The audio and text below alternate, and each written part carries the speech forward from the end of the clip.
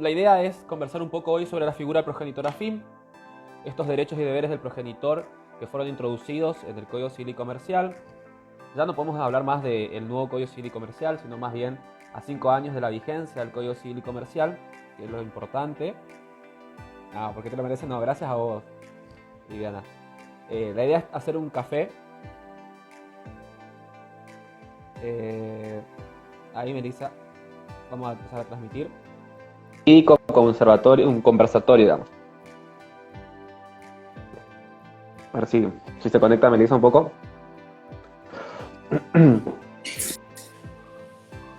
Hola Meli, ¿cómo estás? ¿Se ve? Hola, Esteban, ¿cómo estás? Bien, justo estaba esperando un ratito para arrancar. ¿Te parece? Esperamos un ratito y arrancamos en este conversatorio y café jurídico. Le comentaba a los que se estaban uniendo que la idea es ir sumando, haciendo aportes, conversatorios con distintos colegas del fuero. Arrancamos con familia, arrancamos con la figura del progenitor afín, derechos y deberes.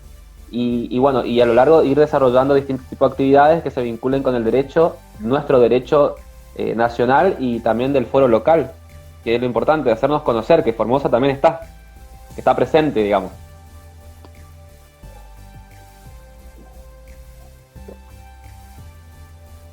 Así que, ¿se escucha? Yo te escucho perfecto. Ah, bueno. Bien, arrancamos. ¿Querés arrancar? Yo te hago la presentación a todos los que están ahí escuchando Bueno, y después lo que va a quedar grabado. Melissa no quería que le lea el currículum, tiene un vasto currículum, pero le pedí que me haga, o le voy a hacer un resumen chiquitito de las cuestiones más importantes, las que ha aportado y tiene, digamos, como antecedentes y que hace que sea una voz autorizada para poder conversar un poco hoy de las relaciones de familia. Melissa Silva es abogada, es especialista en derecho de daños, es especialista en mediación familiar. Asimismo, es miembro del Instituto de Derecho de las Familias y Sucesiones de la provincia de Formosa. Es litigante del fuero local, también escribe artículos y, bien, es ponente en algunas conferencias y hoy va a ser mi invitada para esta charla. Así que bueno, Melissa, como le comentaba, el tema de hoy es progenitor afín. sí. ¿Qué querés comentar? ¿Qué querés contar? ¿Cómo arrancamos? Bueno, primero gracias, Esteban, por invitarme a esta primera charla de café, que lo tendríamos que hacer personalmente, pero por esto de la pandemia no lo hacemos, así que la tecnología nos ayuda para poder estar más o menos conectados, que hace meses que no te veo. Hace meses La que no última vez fue el, no sé, marzo, principios de marzo, y después no nos vimos más. Y eso Bueno, que vivo en la el misma tema provincia. y vivimos en la misma ciudad y no La nos misma podemos provincia. ver. Nos tocó progenitor afín, elegimos un tema nuevo, nuevo para el nuevo, ya no es nuevo código, que lo introdujo con la reforma del nuevo Código Civil y Comercial. Antes no existía esta figura en el Código de Vélez, por supuesto era casi imposible. Se ha intentado con algunas leyes, pero han fracasado. La jurisprudencia en algunos casos hizo lugar, pero muy difícil era poder plantearlo y que te hagan lugar a los deberes y los derechos del progenitor afín. Todo esto nació porque ya todos sabemos que existen nuevas familias que se han reconstruido, se han ensamblado, y para eso existe el derecho, que es regular las relaciones humanas, las cosas nuevas que existen, y poder darle seguridad jurídica a esas relaciones afectivas que existen hoy en día. Se le llamó progenitor afín a esta figura. Ya se dejó de lado hablar de padre y madre, sino de progenitor, y afín tiene que ver con el vínculo que se crea entre el niño, niña o adolescente y esa persona que convive o tiene un matrimonio con ese progenitor. El código lo reguló dentro del título de la responsabilidad parental. Esteban, avísame si hablo muy Sí, rápido. no, está bien. No, está bien, va bien. Era Yo eso, hablo. justo. ¿Qué es eso del progenitor afín, entonces? Vos me decías que progenitores, se reemplazó el lenguaje padre-madre por progenitores. Y a eso Sí, me decís, se le agregó afín. afín. Y no se quiso usar porque se decía mucho antes la madrastra y el padrastro, que eran los Ujú. malos de la película. La Siempre madrastra en las antes películas de la Disney, la mala. madrastra y el padrastro, que serían esas las formas de que el código describe en el 772, es el primer artículo que describe quién es el progenitor afín y lo denomina como progenitor afín al cónyuge o conviviente que vive con quien tiene a su cargo el cuidado personal del niño o adolescente. Él tiene a su cargo, lo que podemos decir es, Ajá. no importa la modalidad, porque sabemos que está la modalidad unipersonal o en la indistinta, digamos, no tiene que ver quién detenta, no hace distinción, Sí. en principio. No hace ninguna distinción y lo crea así, digamos. ¿Qué hizo? Sabemos que el progenitor viene de procrear, tiene una connotación biológica, pero le adhiere la palabra afín, que es el vínculo por afinidad, digamos. El código optó por un sistema automático. No. ¿Qué significa eso automático? Automático es directamente el que convive o el cónyuge que cohabita con el niño, un niño o Bien. adolescente. Sin poner plazos y sin poner condiciones, vamos a decir, entre comillas. Que después en los alimentos vamos a ver que el plazo tiene que ver. Una vez lo que hizo el código es, ¿cómo diría? Que si una persona convive o tiene un matrimonio es porque presentan un proyecto de vida en común. Y si algún progenitor tiene un hijo anterior de una relación o por las circunstancias que sean, trae al matrimonio, vamos a decir, un hijo anterior, claro, pasa a ser hijo afín y el progenitor un progenitor afín. Es automático. Era un poco esto de los tuyos, No los míos y los nuestros. Los tuyos, los míos y los nuestros. Así es. ¿Y cuál es la causa el fuente? progenitor afín, la causa Disculpa. fuente Sí. de esta La figura. este artículo es la cohabitación. En el conviviente cae de maduro porque conviven.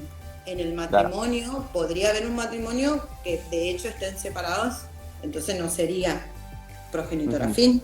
Tendría, sí o sí tienen que cohabitar. En la figura del conviviente es... O sea, que tiene que ver con la unión convivencial o en el matrimonio, en el derecho matrimonial, digamos. Son esas dos. derecho matrimonial. Esas son las dos figuras. Para que subsista el progenitor afín, siempre es un rol complementario con el progenitor biológico. Eso es una premisa del código.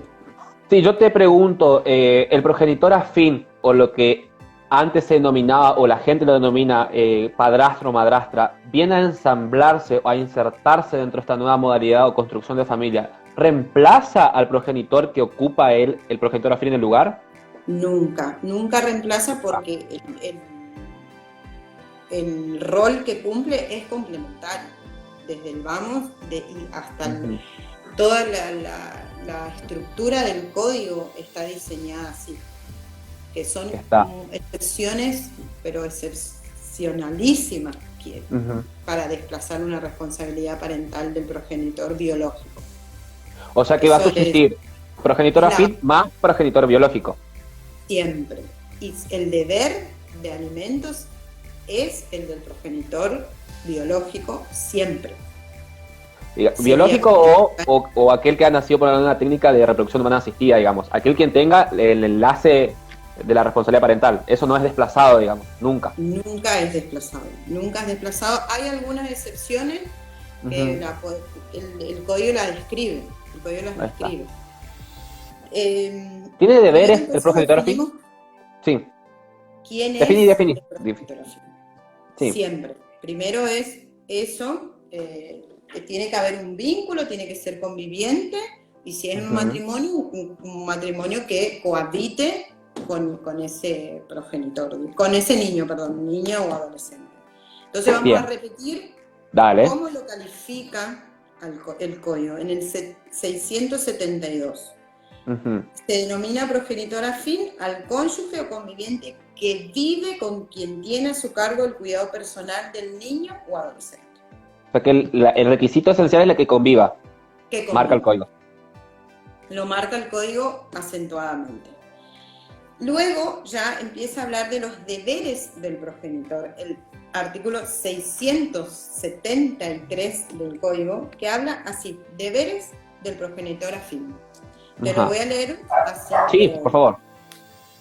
El cónyuge o conviviente de un progenitor debe cooperar en la crianza y educación de los hijos del otro, realizar los actos cotidianos relativos a su formación en el ámbito doméstico y adoptar decisiones ante situaciones de urgencia. En caso de desacuerdo entre el progenitor y su cónyuge o conviviente, prevalece el criterio del progenitor. Esta colaboración no afecta los derechos de los titulares de la responsabilidad parental. Si nos detenemos en este artículo, siempre hace hincapié que prevalece el criterio del progenitor biológico. Siempre. Está. En eso podemos decir, ahí el código abrió una, digamos, como un, no sé cómo, el grande, digamos, en qué debe cooperar. Un abanico de posibilidades, puede ser.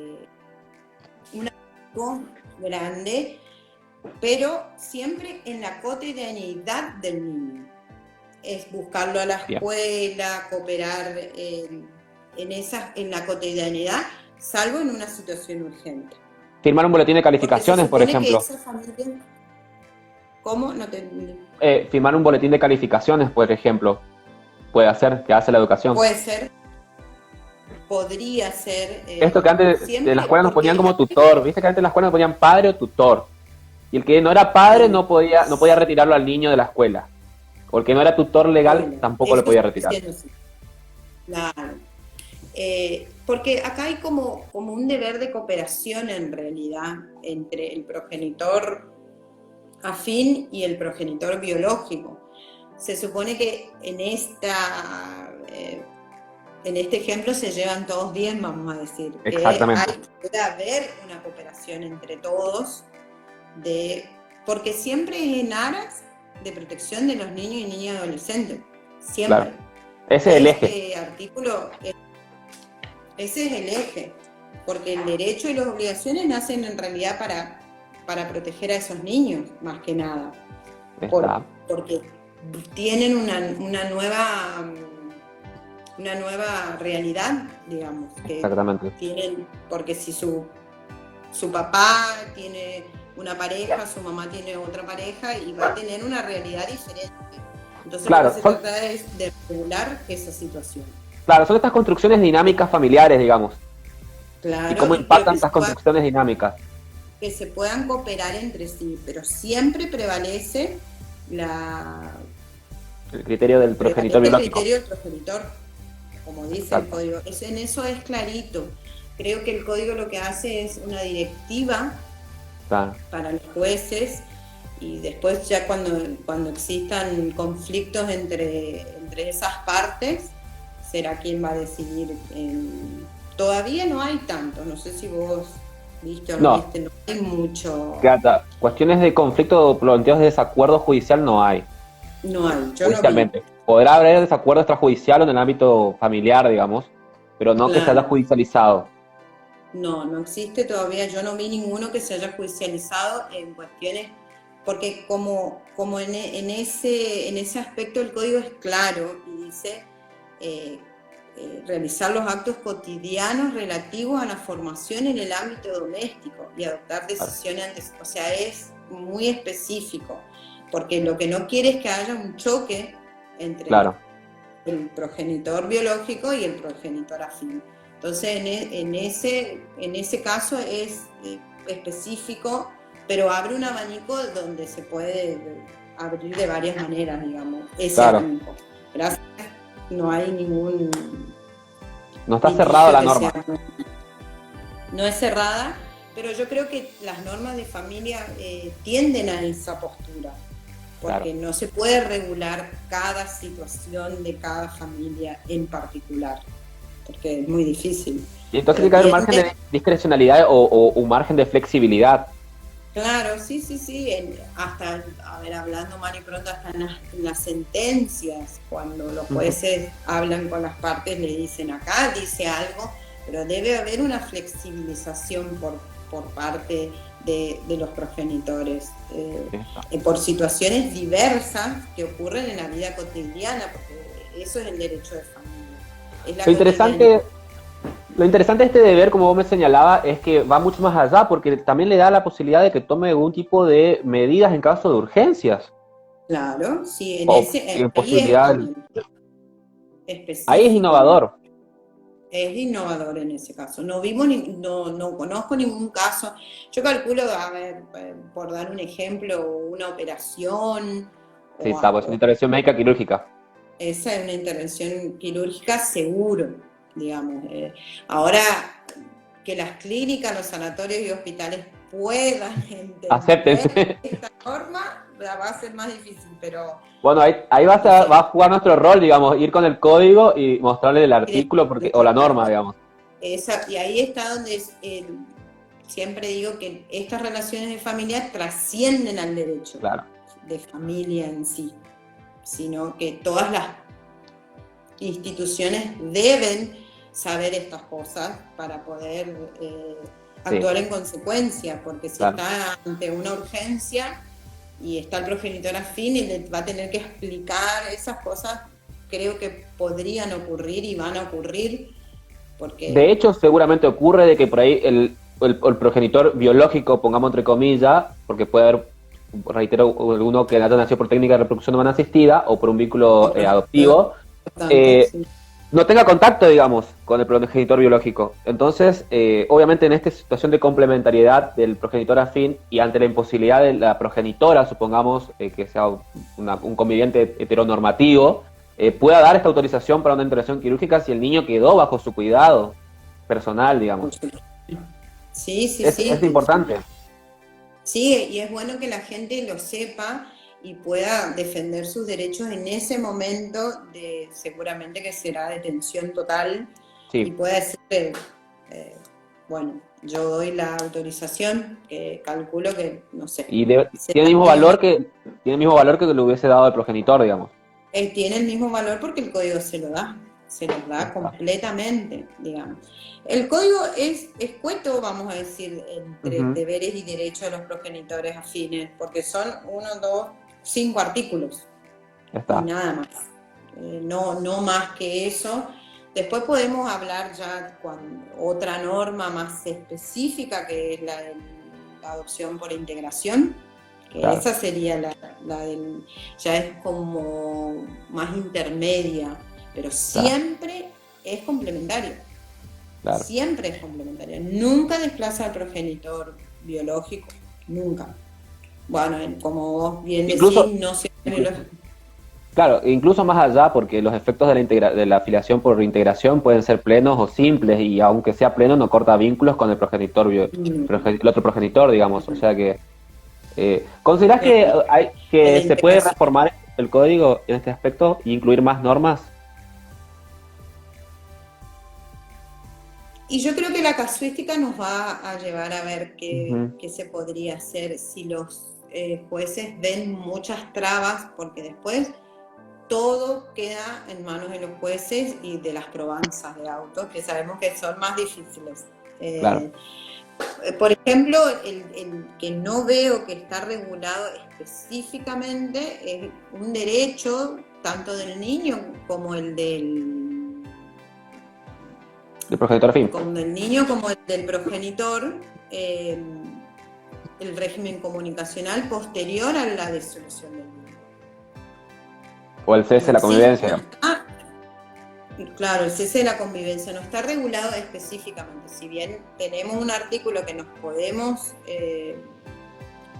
podemos aplicarlo en este caso, pero dentro de los deberes y derechos de la progenitora afines no está así específicamente. Creo que o sea que, retomando, es un derecho de ver el régimen de comunicación entre el hijo, niña, adolescente y el progenitor afín, pero no está dentro de este capítulo que vos enumerabas, que es escueto, como me decías, no, que es cortito.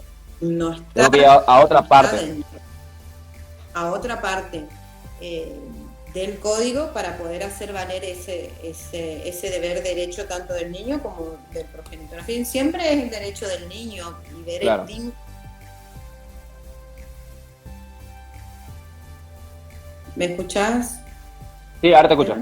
Sí. Sí. Entonces, bueno, después en eso no sé si algo más querés aportar respecto a esto. ¿Qué pasa? En realidad nuestro código prevé tampoco la figura específica del progenitor afín en materia de régimen comunicacional, simplemente el artículo 556 dice que aquel que acredita un interés legítimo, afectivo a legítimo. Sí. Entonces dentro de eso encuadraría el progenitor afín. Bueno, sí, encuadra perfecto. Hay que llenarle a la norma, digamos, hay que llenarle de contenido o del supuesto del progenitor afín. Perfecto, sí. Sí. En esa norma entra perfecto, como vos lo decís, pero no está específicamente regulado ese derecho como progenitor afín. Bueno, sin ánimo de hacer crítica, podríamos, de ley ferenda, podría agregarse específicamente dentro del capítulo lo que tiene que ver con el régimen de comunicación, digamos, más allá que la norma esté entre las relaciones que derivan del parentesco, digamos, régimen comunicacional que deriva del parentesco, se aplica a todo el capítulo de las relaciones de familia, pero podría también, no está de más mencionarlo, digamos, específicamente en lo que hace el progenitor afín. Sí. Me parece, ahora nos vamos a quedar corto, me parece, de tiempo, me parece. No, avanzamos. Espectacular es los alimentos, que todo Bien. el mundo pregunta qué significa que el progenitor afín tenga que pasar alimentos al hijo afín. Ese es un punto donde todos los clientes, que si yo me caso le tengo que pasar alimentos. Sí. La pregunta de todas las... Esto vendría a ser la revolución del derecho alimentario, digamos, la introducción de la figura del progenitor afín y el deber de prestar alimentos. Prestar alimentos, sí, es la vedette, vamos a decir, porque es lo que todo el mundo se preocupa, vamos a decir entre comillas. Aquí creo que lo que hizo el codificador fue dar lineamientos estructurales para que el juez luego en la casuística pueda aplicar en cada caso en particular, porque le dio lineamientos. Vamos a leer. Sí, vamos a leer. Que podamos desmenuzarlo, digamos. Acá, alimentos. La obligación alimentaria del cónyuge o conviviente respecto de los hijos del otro tiene carácter subsidiario. Acá habla de todas las palabras que usamos nosotros, que es subsidiario, transitorio. Cesa este deber en los casos de disolución del vínculo conyugal o ruptura de la convivencia. Voy a hacer un paréntesis y voy a hablar de este tema. Hasta este punto, el código se ensambla con dos artículos que tienen que ver con el matrimonio y los convivientes. Bien. Que el 455... el artículo 455 y el 520. El 455 dice el deber de contribución en el matrimonio. En el matrimonio. Los cónyuges deben contribuir a su propio sostenimiento, el del hogar y el de los hijos comunes, en proporción a sus recursos. Perfecto. Esta obligación se extiende a las necesidades de los hijos menores con capacidad restringida o con discapacidad de uno de los cónyuges que conviven con ellos. Perfecto. Esto está relacionado con el 676 que leímos recién. Claro, con la primera parte, digamos. Eso es dentro del matrimonio. Y el 520, que es el de los convivientes, ¿no es cierto? habla de la contribución de los gastos del hogar. Los convivientes tienen obligación de contribuir a los gastos domésticos de conformidad con lo dispuesto en el artículo 455. O sea, remite otra vez. Nos remite al 455. Pero esto tenemos que tener en claro que es mientras convivan. Claro. Se supone que en ese momento no hay conflicto. El problema es cuando se plantea el conflicto. Que existe. ¿Eh? El problema es cuando se plantea el conflicto. Pero ahí capaz que ya estoy bien. Hasta que se plantea. No conozco un caso donde convivan y le exijan. Ajá. Esto marca un parámetro, como las dos normas que leímos, el 455 y el 520, es el deber que se debe el conviviente y el cónyuge. Claro. Refuerza esta norma el 676. Se deben cooperación y alimento, vamos a decir. La obligación alimentaria al cónyuge o conviviente respecto de los hijos del otro. Refuerza Básicamente, las dos anteriores. Claro, básicamente, que para explicar a lo que están viendo, el contenido de la obligación alimentaria que está en el 659 es todo lo que tenga que ver con vivienda, gasto de educación, salud, obra social, si hay que colocarlo, que después vamos a hablar si hay tiempo para obra social, alimentación. No necesariamente tiene que ver con alimentación de introducción de alimentos a la boca, digamos, por así decirlo, porque la gente piensa que cuando hablas de alimentación es solamente los gastos de comida en especie. No, incluye otros rubros más, digamos, que es lo que va a englobar, y que es el que tiene la obligación siempre los progenitores entre sí, o el no conviviente en línea general, el que tiene es el principal obligado a la contribución. Si tenemos en cuenta este 660 de que el otro progenitor que tiene el cuidado personal aporta a la manutención en las tareas del cuidado personal, que es una norma con perspectiva de género también. O sea que todo esto, ensamblado, como me decías, pero más lo que es el sostenimiento del matrimonio y en la unión convivencial, se une con el 676. Siempre subsidiario al del progenitor biológico, vamos a decir. ¿Qué significa esto de subsidiario? Esta es la primera parte de ese artículo. Mientras se complica.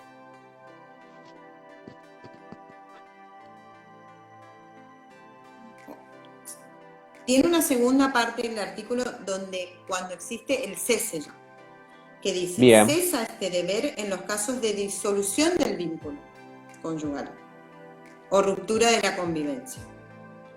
O sea que ese es el límite. Ese deber cesa cuando... Ese es el límite. Ese es el límite, bien. Es el límite. El límite es la ruptura. Y ahora viene la excepción. Que perfecto. O sea, establece otra vez la excepción a la ruptura, a la ruptura del límite. ¿Qué claro, dice? Sin embargo, dice, si el cambio de situación puede ocasionar un grave daño al niño o adolescente y el cónyuge o conviviente asumió, ahí tenés dos requisitos.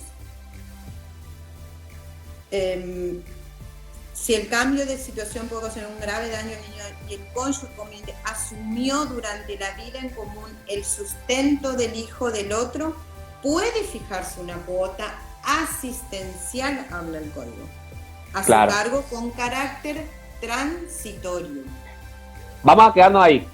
O sea, primero, ahí nos hacen una pregunta, ya vamos a contestar. O sea, primero, la obligación principal es de los progenitores, no del progenitor afín. Ese significa que él sea el obligado principal al pago de los alimentos. Siempre. Cuando yo no puedo demandar cuando yo no puedo demandar al progenitor obligado al pago, lo puedo demandar al progenitor afín. Por eso dice que es subsidiario. Va en caso de que no pueda demandar al principal. O sí, pero si él se hacía cargo, porque claro, es donde te dice el artículo. Asumió durante la vida en común el sustento del hijo del otro. Otra condición. Claro. O sea que, dos condiciones. Exactamente. ¿Cuáles son las dos condiciones entonces que debe haber? Un grave daño. Un grave daño el cambio de situación en la vida cotidiana económica del niño, y que ese progenitor afín era el que asumió durante la vida en común el sustento de ese hijo. Claro, ese perjuicio de la se otra produce, parte, digamos. claro, pero ese perjuicio se va a producir siempre y cuando se produzca la ruptura del vínculo matrimonial o el cese de la unión convivencial, o la Primer disolución del vínculo requisito, matrimonial o la ruptura de la convivencia, digamos. el Esa es la excepción al cese, límite. o el cese de la unión. Ahí nos preguntaron si debe estar inscrita. A ver, ¿qué preguntaron?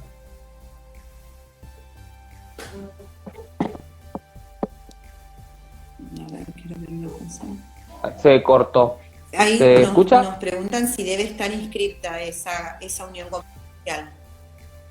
No necesariamente tiene que estar inscrita. Puede como no. Sí vas a tener que probar en el juicio que convivían. Claro. Ya vamos a entrar a las cuestiones probatorias y la legitimación.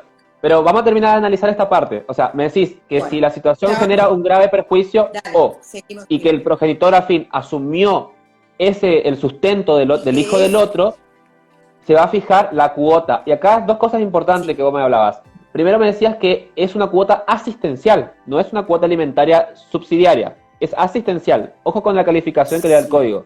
Y otro que vos me decías que es el carácter de la cuota asistencial va a ser transitoria. ¿Qué significa esto? Asistencial y transitorio.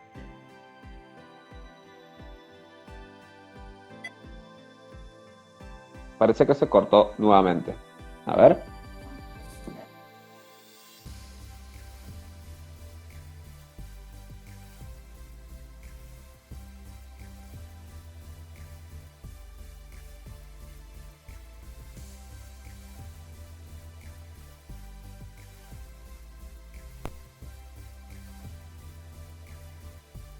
A ver, parece que se cortó.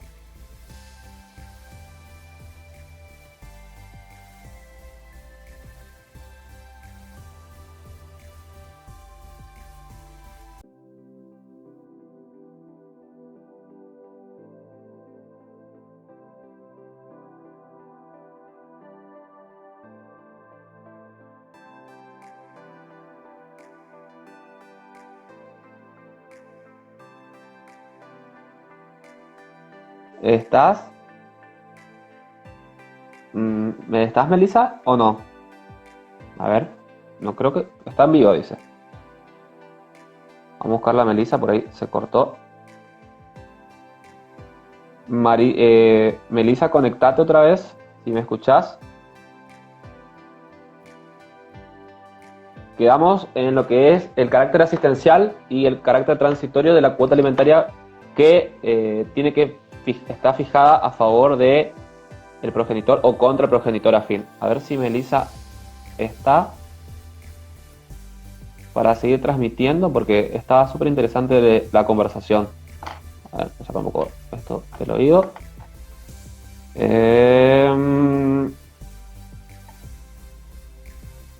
Vamos a ver. Ahí está.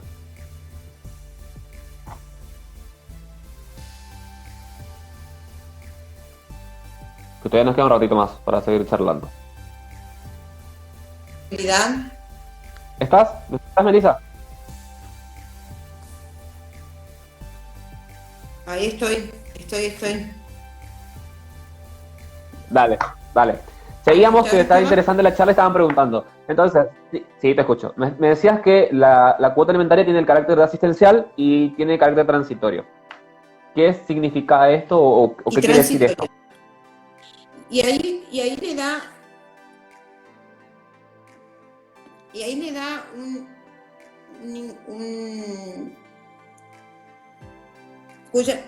ahí le da una directriz al juez.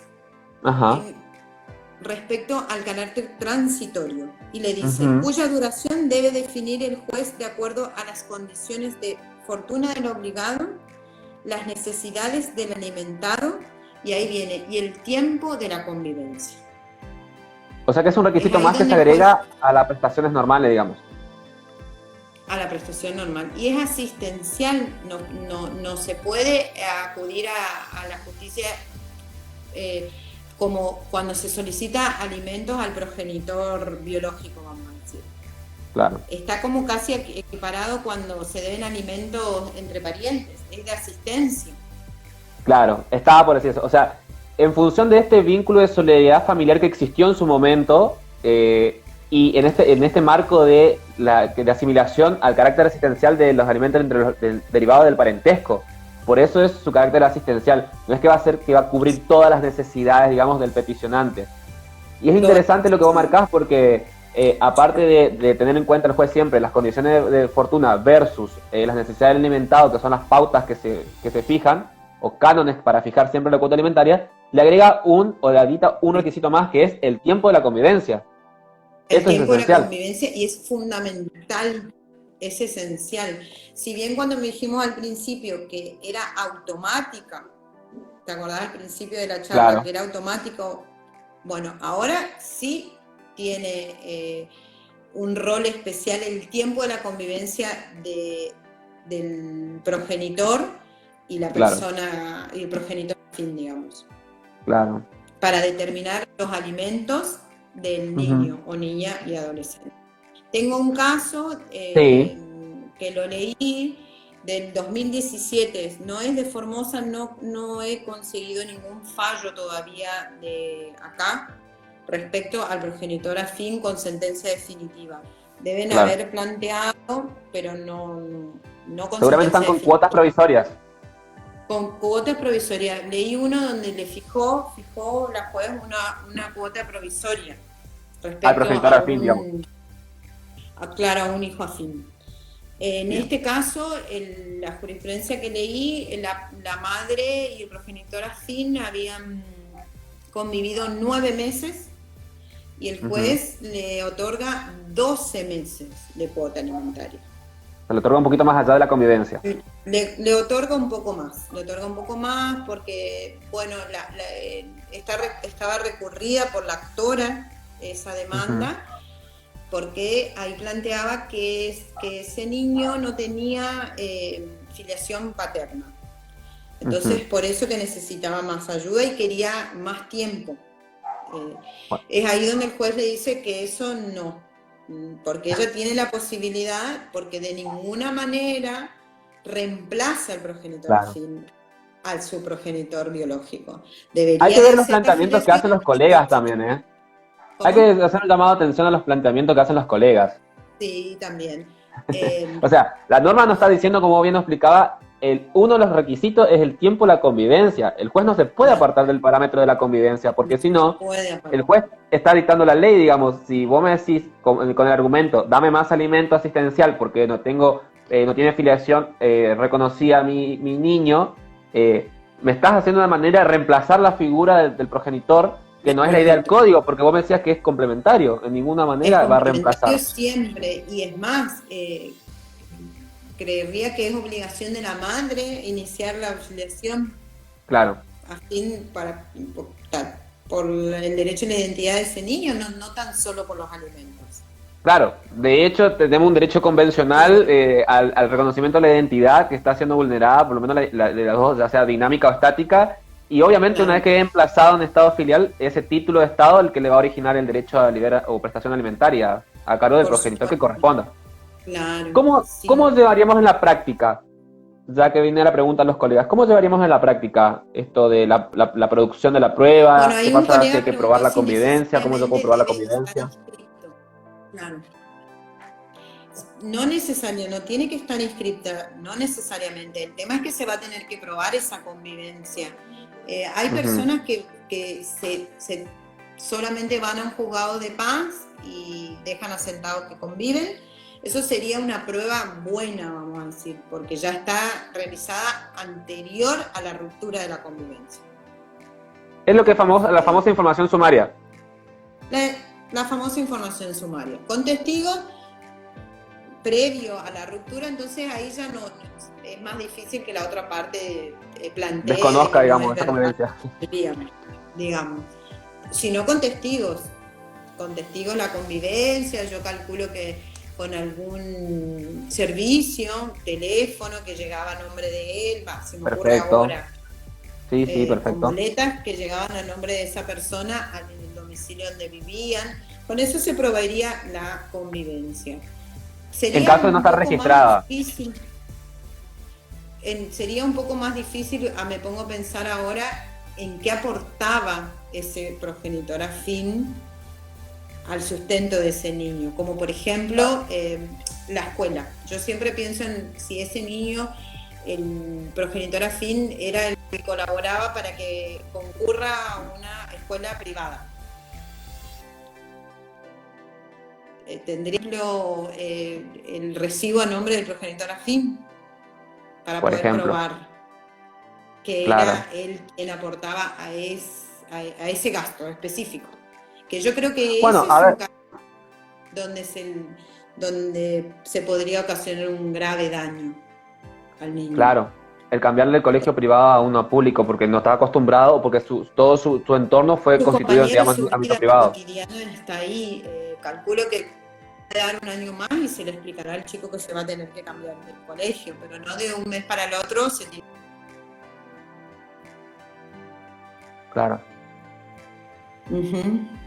El mejor de los escenarios Sí, el mejor de los escenarios es inscribirlo, en realidad. claro, eso te acabo de decir justo al colega. Lo que pasa es que en materia de unión convivencial sabemos que tenemos dos maneras, la unión convivencial que puede estar registrada o no registrada, y puede haber un pacto de unión convivencial como no puede haber un pacto de unión convivencial. En mayor de los mejores de los casos, donde hay una registración de la unión convivencial en el registro civil y estado y capacidad de las personas, es más fácil. Pido ahí la prueba informativa o la copia de la registración, digamos, del asiento registral y terminó.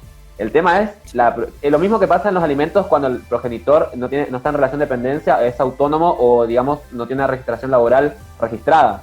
Son los casos de difícil producción de probatoria. Sí. Pero bien decía Melissa, recuerden que tenemos la documental, la información de testigos. Claro, no hay prueba directa. Y son todas indiciarias.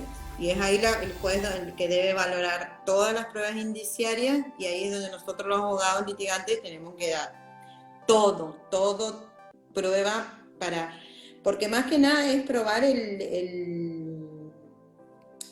¿cómo se llama? La convivencia. No, lo que genera el progenitor afín. El perjuicio, el daño. El caudal económico.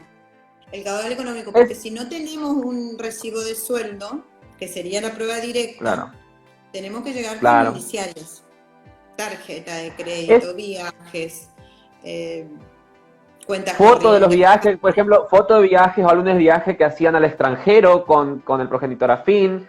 Puede ser información sumaria de testigos, la información sumaria de los juzgados, confesional, digamos. Tenés que traer la prueba al proceso en los casos de uniones convivenciales. Fotografías, de ahí es mucho.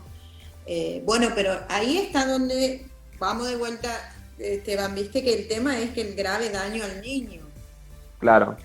Nosotros es probar primero el caudal económico del progenitor afín, que era él quien aportaba. El sustento, la norma es clara, dice que él era el sustento del otro, del hijo del otro. Eso es clarísimo, no es tan fácil poder demandar, vamos a decir fácil, demandar al progenitor afín, acá se terminó esta relación, le tiene que pasar lo mismo. El daño debe ser... Yo creo que coincidí conmigo, digamos, vos me estabas por decir, digamos, ¿cuál es el principio que rige en materia de prueba en los procesos de familia? La amplitud.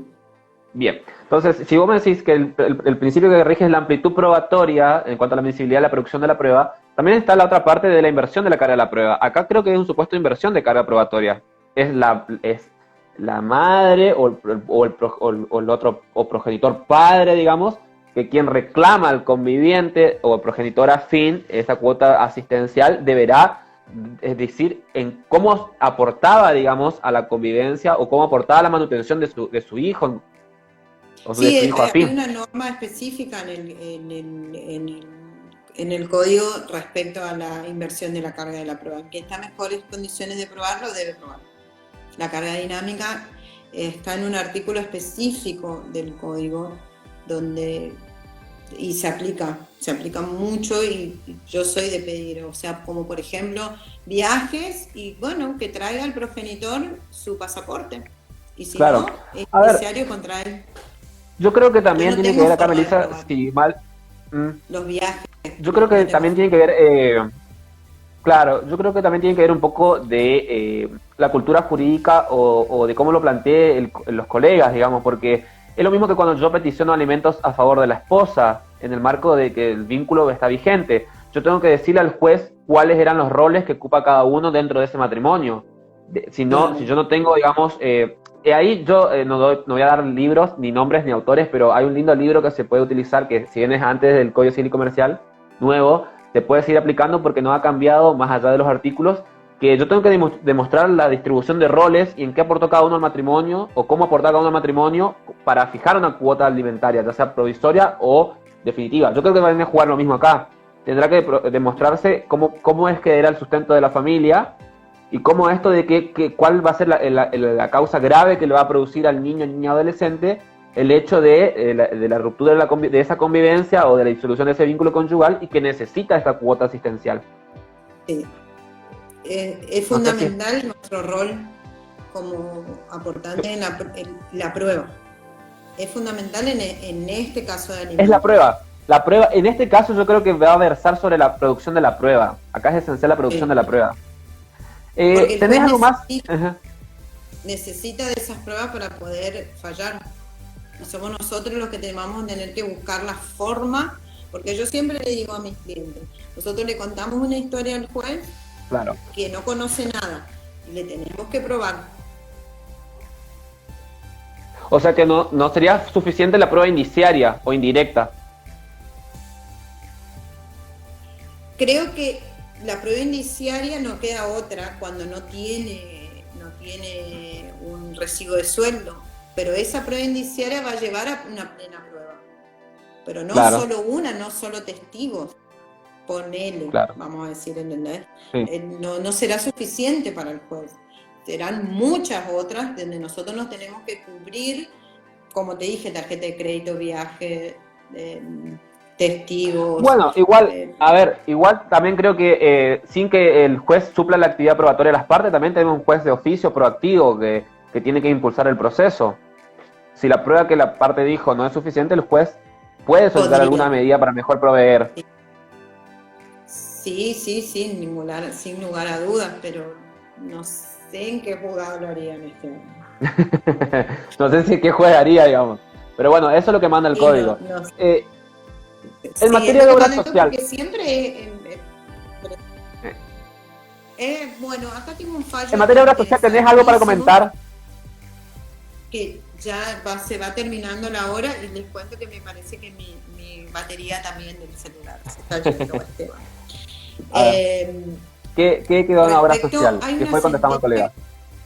Que salió, es nuevísima, es del 13 de julio de este año. Ahora. Donde un progenitor afín demanda a su obra social para que lo afilie a su hijo afín, porque ellos se negaban a afiliarlo por no ser el progenitor biológico. Claro. Esta idea de la familia tradicional en vínculos de sangre todavía. Tradicional, que es como yo te decía hoy, los sanatorios y toda la gente que no tiene que ver con el derecho de familia va a tener que aprender mucho de esto porque trasciende solo las relaciones de familia, trasciende a la vida cotidiana y en este caso se ve plasmado específicamente, es la afiliación a la obra social del progenitor afín. El caso es del niño que la mamá muere y queda desprotegido, entonces su padre, su progenitor afín, solicita que se lo afilie a la obra social. La obra social se lo niega, el progenitor afín demanda y se resuelve que ordenar a la obra social OSPRE la inclusión del joven como familiar a cargo del señor, debiendo aceptar dicha inclusión en autos en el plazo de 24 horas le da. Incluso un plazo perentorio rápido. Sí, rápido, porque el niño es discapacitado. Bueno, está en juego el tema del derecho a la salud y las personas con discapacidad, digamos. Está en juego el derecho. Claro, el actor se encontraba en pareja con la madre que murió. Claro. Y está a cargo del niño porque es claro. Ujú. O sea, mira hasta dónde va, digamos, Sí, la figura progenitora afín. Generalmente hasta antes cuando uno quería afiliar, digamos, proceder a la afiliación a una obra social, te pedían, ¿te acordás? Que haga la guarda, que los abuelos hagan la guarda, o que el otro haga la guarda, esta famosa guarda asistencial, y con eso ya la obra ujú, social, y afiliarlo porque te decían, no. sí, Es como que todavía están encasillados que las relaciones de familia surgen del parentesco consanguíneo, digamos, o la sangre, el vínculo de sí, sangre. Y a veces los lazos de familia se forman en la socioafectividad, porque yo creo que el progenitor sí, afín, la base del progenitor afín, está en la noción de socioafectividad o sí. el referente afectivo. Sí, la línea de pensamiento es el concepto de socioafectividad, porque tiene como criterio una asignación de consecuencias jurídicas Claro. a ese concepto. Eso también hace al principio Y de ahí libertad parte, y, claro, el principio de libertad y a la igualdad y a la no discriminación de que claro. como cada uno quiere proyectar o conformar su familia. Me preguntaba, Fede nos preguntaba hoy, ahora nos sigue preguntando la cosa, pero nos preguntaba hoy si había algún tiempo o algún plazo de convivencia que se necesita para solicitar los alimentos subsidiarios al progenitor afín, conforme a la norma. Yo que haya leído, no sé vos, no establece un plazo. No establece un plazo. No establece un plazo, Simplemente... no establece un Uh-huh. plazo. Eso seguro que no. El tema es que para fijar los alimentos, el juez sí va a tener en cuenta. Claro, o sea, el que Porque la pretende va a figura tener que fijar el subsidiaria, plazo, decir el plazo de convivencia. lo que no sé, Fede, es si él nos está preguntando por qué subsidiariamente al alimentante. Porque no es, o sea, no es una figura subsidiaria, no es porque el padre, vamos a decir, no aporta los alimentos, voy a demandar a la FIM, al progenitor afín. ¿Se entiende? Por ahí puede ser que haga referencia a esto de la subsidiariedad con los abuelos. Progenitor obligado principal al pago, no lo puedo, acredito sumariamente la Bueno, los imposibilidad, abuelos sí son petición a favor de subsidiarios de los abuelos. dentro de los alimentos. En este caso en particular, no. No es subsidiario al alimentante, al que posee la responsabilidad parental. ¿Eh? Claro, No, no es subsidiario como los abuelos. No tiene esa figura el progenitor afín. claro. Porque es más, este ¿Me alimento escuchás, cesa en Esteban? caso de disolución del No vínculo es subsidiario como los ahora abuelos. sí, claro, no es la misma subsidiariedad que los abuelos, me decís.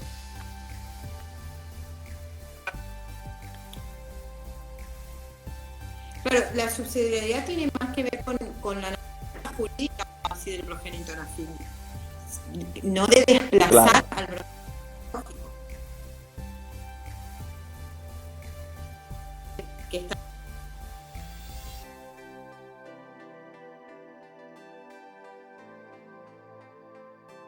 A ver, parece que se está cortando otra vez. Qué lástima. Nos queda un ratito, quería despedirle a la doctora antes.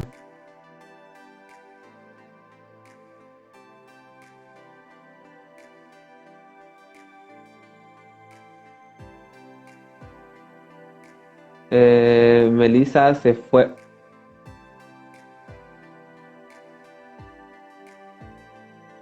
A ver si vuelve a conectarse Melissa para despedirla, porque está súper interesante. La cuestión es que estaba por nombrar. A ver, Fede preguntó. A ver, Fede dice: les cuento que mi familia, puede ser, me negó en cuanto a cobertura médica la adhesión de la nieta, a pesar de que el abuelo materno lo solicitaba, fundamentando que los padres son primeros obligados. ¿Ese es un caso? O sea, que se te negó la afiliación porque los padres son los primeros obligados. ¿Es así? A ver si está Melissa, le voy a volver a llamar. Por lo menos para despedirla, porque estaba súper interesante lo que nos estaba contando respecto del progenitor afín.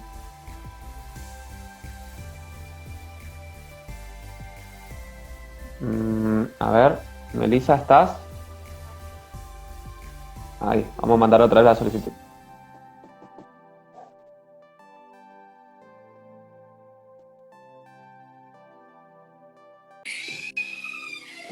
Meli, ¿estás? Esteban, aquí estoy. Sí, ¿estás? Dale. Nos queda 5 minutos. Estoy Acá para que... nos pregunta Fede, por ejemplo, nos dice, no sé si habla en referencia al tribunal específicamente de a la justicia de familia, pero dice que la familia, les cuento que mi familia, dice, me negó la cobertura médica, la adhesión de la nieta, a pesar de que el abuelo materno lo solicitaba, fundamentando en que los padres son los primeros obligados.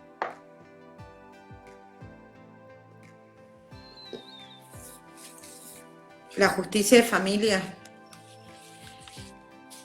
Sí, no Pero dice eso ni de respecto del Formosa, no, en ningún abuelo. lado. Que supuestamente le deniegan la adhesión a la obra Claro, social el del tema abuelo es paterno porque los hijos son los primeros o los principales obligados. Pero puede ser que no tengan los progenitores tampoco lo alguna que pasa afiliación a que alguna en obra este caso, social. claro, en este caso en particular, le digo al colega que ahí me dice que son los primeros obligados.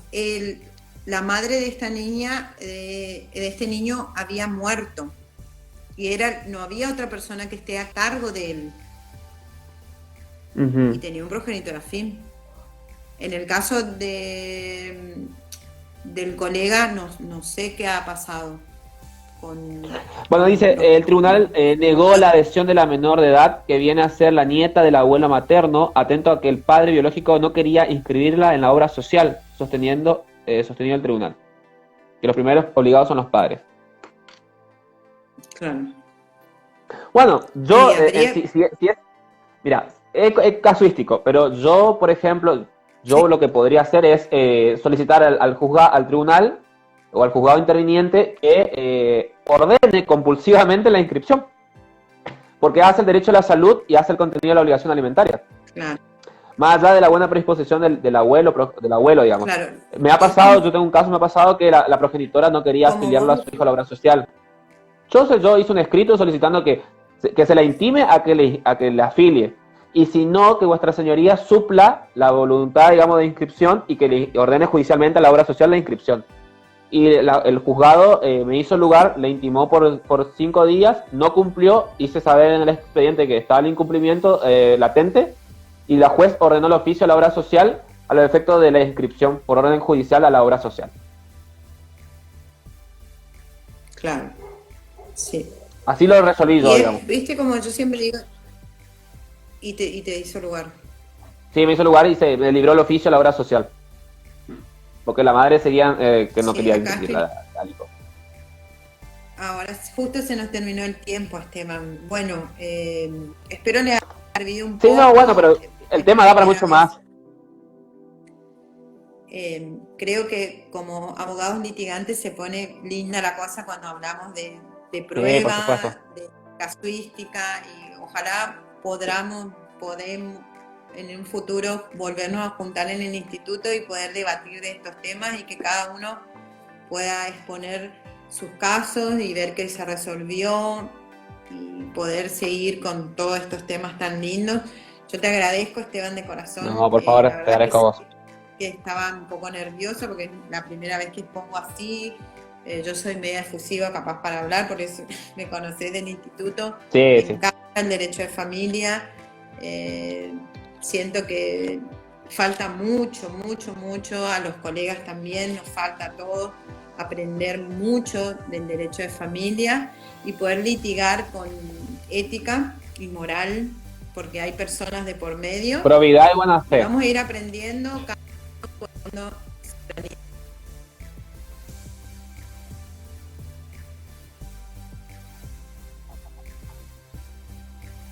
en esta rama del derecho que es hermosa, pero es bastante dolorosa también, vamos a decirlo. Sí. Pero bueno, vamos a seguir aprendiendo, Siempre construyendo. Hay que construir. seguir.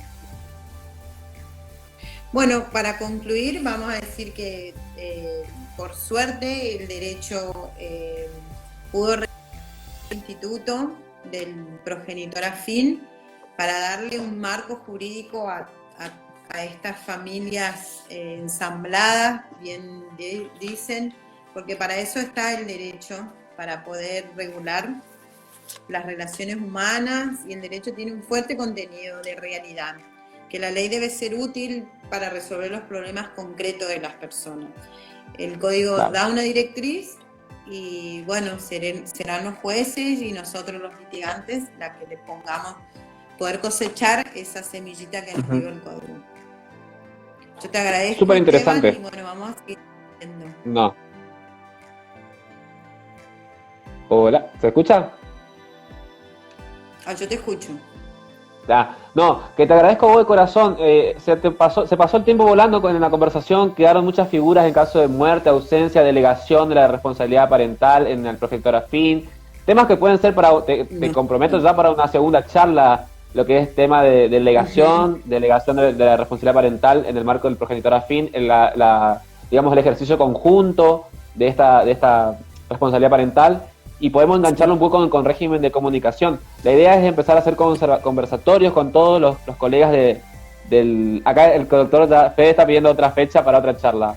Sí, Fede, vamos a hacer otra charla. La idea era arrancar e iniciar con Melissa, digamos, por esta cuestión de afinidad, por estar juntos en el instituto y bueno, porque los colegas saben los roles que cumplimos cada uno. Entonces la idea es arrancar nosotros y después continuar, digamos, que esto se continúe y se mantenga en el tiempo. Así que, Melissa, súper agradecidísimo. Me gustó volver a verte, en esto malo que tenemos, y como vos decís, poder volver a construir y poder dentro de poco juntarnos y volver a debatir y armar esos debates que se armaba, se potenciaba, digamos, con todas las miradas que teníamos cada uno y que siempre enriquecíamos y salíamos con algo positivo, digamos, o con catarsis o con algo positivo que dejábamos en las charlas. Sí. Bueno, gracias por tu tiempo. No, por favor, gracias a vos y bueno, nos vemos prontito. Nos vemos prontito. Dale. Saludos y gracias a todos. Chao, chao. Dale. Chao, chao.